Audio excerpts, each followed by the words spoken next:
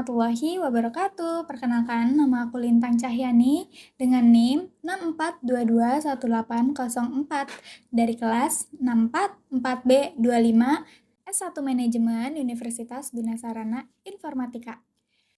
Di video kali ini, aku akan menjelaskan tentang penganggaran perusahaan di PT Bina Tama Kayu Lestari, Tasikmalaya. Sebelum lanjut ke materi yang pertama, sebelumnya teman-teman udah ada yang tahu belum sih apa itu penganggaran perusahaan, tujuannya, dan apa sih manfaatnya? Mari kita bahas.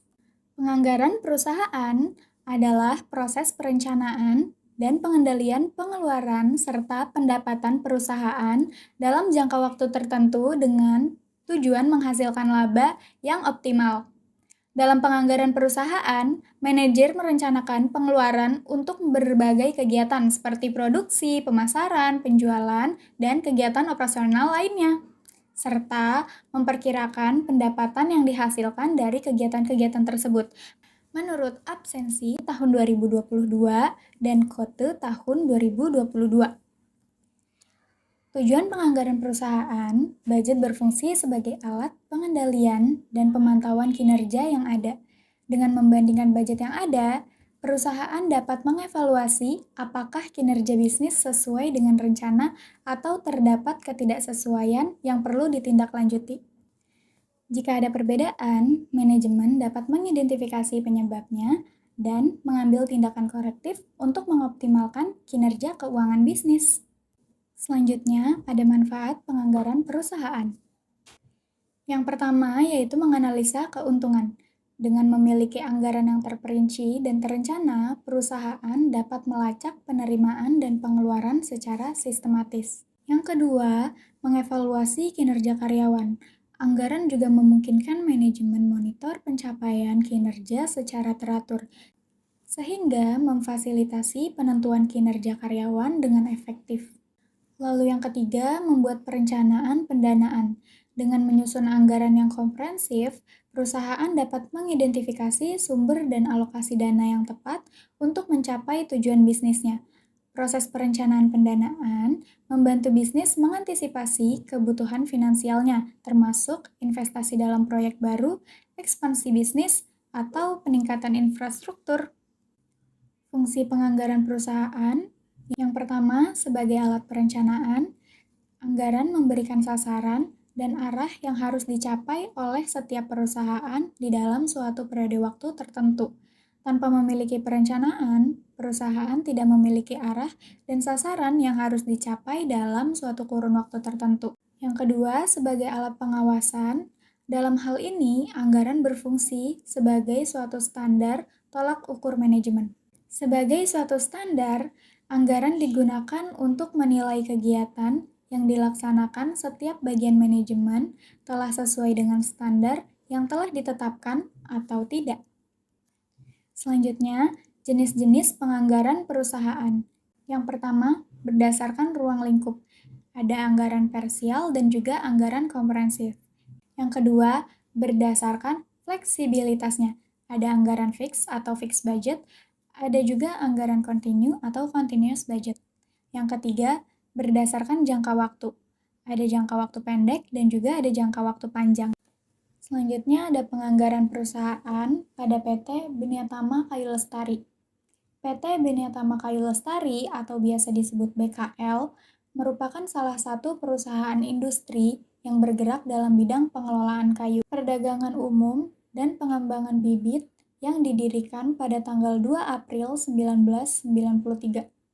Dengan pendiri sekaligus Presiden Komisaris perusahaan adalah Bapak Denny Wijaya, seorang pengusaha asal Bandung. PT BKL beralamat di Jalan Raja Polah KM 7, Indihiyang, Tasikmalaya, 46156, Jawa Barat. Lokasi industri PT BKL cukup strategis dipandang dari letaknya dekat dengan sumber bahan baku, di mana kayu albasiah yang diolah menjadi barkor merupakan produk unggulan yang diperoleh dari hasil hutan rakyat sekitar Tasikmalaya, Ciamis, Banjar, Majenang, yang didukung oleh 600 supplier kayu dan ribuan petani kayu yang tersebar di wilayah Jawa Barat dan Jawa Tengah.